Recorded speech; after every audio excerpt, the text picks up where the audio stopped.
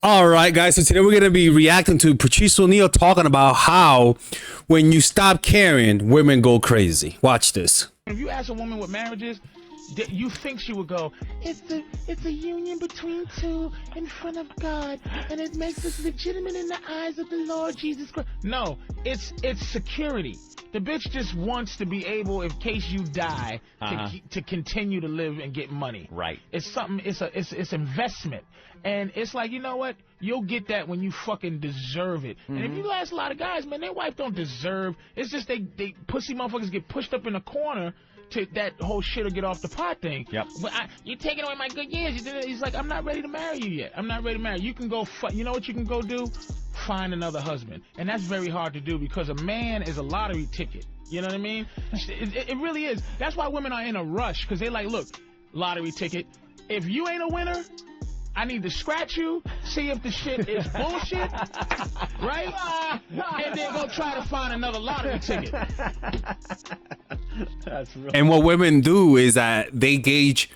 They don't look for obvious signs of success. They look for cues of success or future success, and that comes out to your personality, to your character, right? Are you able to take rejection? That matters as a man when it comes to succeeding. Are you able to be more ambitious than other guys? Are you able to deal with failure? Do you have a good sense of humor? Do you take yourself seriously?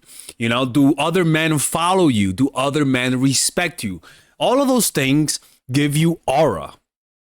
And the aura is assumptive, meaning usually when guys are ambitious, they usually end up succeeding, for example. So that presumption, when they see that, they're like, oh, oh, he's onto something. And that, oh, is pretty much attraction, right? They may not say, oh my God, he's onto something. And she'll just say, he cute.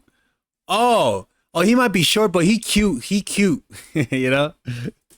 That's why they want to get married over a year or two. You're a scratch ticket, and it's like, you're not a look at. If you ain't gonna marry me, man, this ticket's no good. It is an expiration. You don't want to leave it unscratched in the glove compartment for that long. Exactly. Yeah. And then they go, if you don't do it, then I gotta go start playing the lottery again, because they don't have their own skill base to like go and get a man and make him want to marry her. And the older the girl gets, it's not like she's getting the set for life tickets anymore. Exactly. She's getting those little, you win $2 here, $5 there. It's athlete. Women have to look at themselves as athletes. It's an age. There is an age thing. There, like I said, you come into the basketball league when you're 19, you can jump over everybody, you can run faster than everybody. But when you get 30, man, you cannot.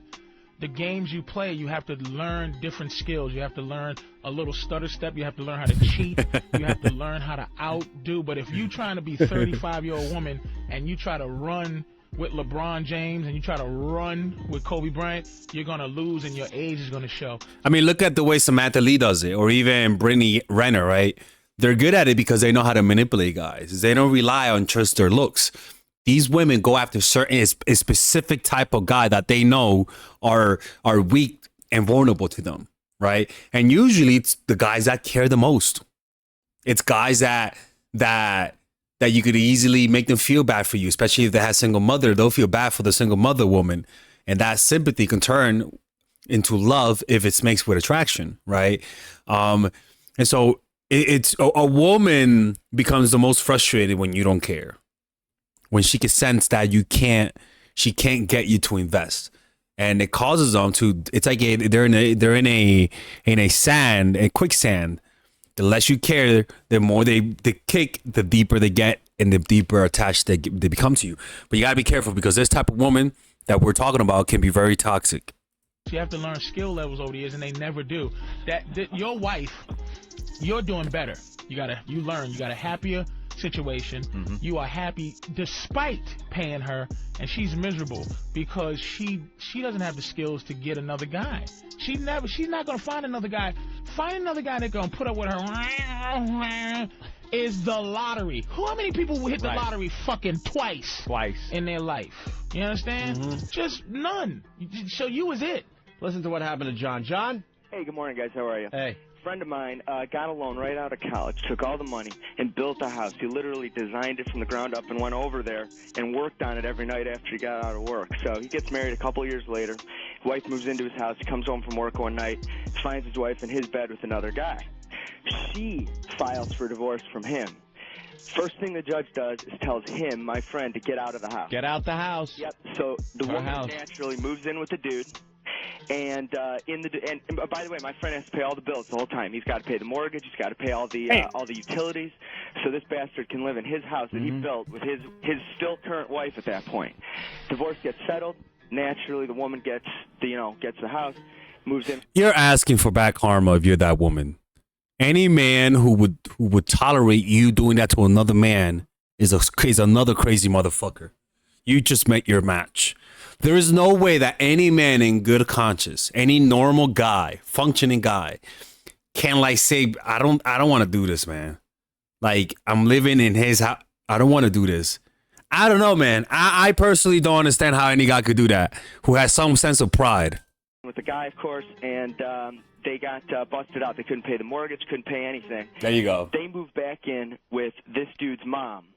And so the ex-wife and the guy are living with the mom, and his house is up on the market, the one that he built. Broke.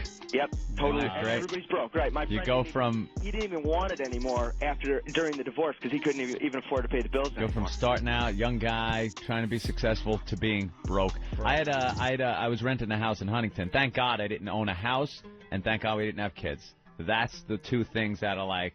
Yeah, but this guy, Anthony Cumia, the dude got fucking destroyed in court. He had, I think, like a bunch of years of alimony, and you know that this show was like in the early 2000s, and it was a running joke, but it was no joke. Like because she was vindictive. Like that's the issue, man. When you get married with the wrong woman, like there's nothing you can use to quantify how much it takes away from you by just picking the wrong woman. Like it's true. I got lucky. I don't know how the fuck I've avoided getting in relationships with toxic women. I mean, by miracle of God himself. Thank you, God. Or there would be a connection forever. Yeah, forever. So we had a house out in Huntington, Long Island.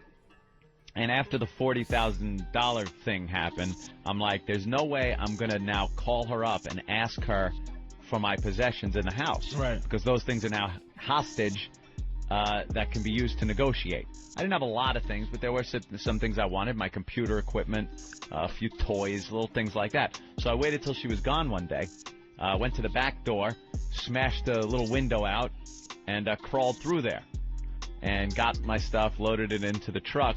But here's the kind of criminal I am. Here's the kind of bad guy I am. I swept the glass up, sealed the hole back up so the cats wouldn't get out, and left a note. And she was pretty much raping him at the time. I should have left the cats hanging on the shower curtain rod. You did the right thing. You did the right. The one weapon against women that men don't have to understand, the one secret weapon is not to care. Even if you do, you pretend like the guy finds his wife fucking in the bed. You go, whew, thank God you did this. Now I can get out of this whole situation. Oh, the not care. It may backfire from time to time, but hey, you're fucking another guy. Oh my God, thank God I was waiting for you to get some more dick so I can leave you. It's just they can't function when you don't have a drop of feeling about them. When you don't have if you had gone, oh, thanks, sweetie. You know what? I should have did this before. You deserve more. I'm just gonna because it's all ego. Right? It's all ego. We're going to continue this later on today, but it's all ego with these women. You know, and if you get with a woman who's egomaniacal, you are fucked. Like, and they're very easy to spot, man. They date high. They only want to date the top guys. They're into glamour, very materialistic women. Like they become very obvious. Honestly, one of the telltale signs is charisma.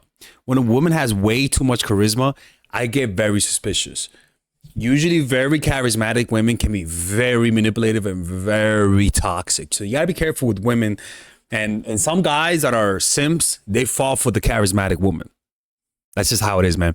Anyway, let me know what you guys think about this. Don't forget, pre-order my course, The Natural Man, by clicking on the description down below. And I'll see you guys next time. Take care.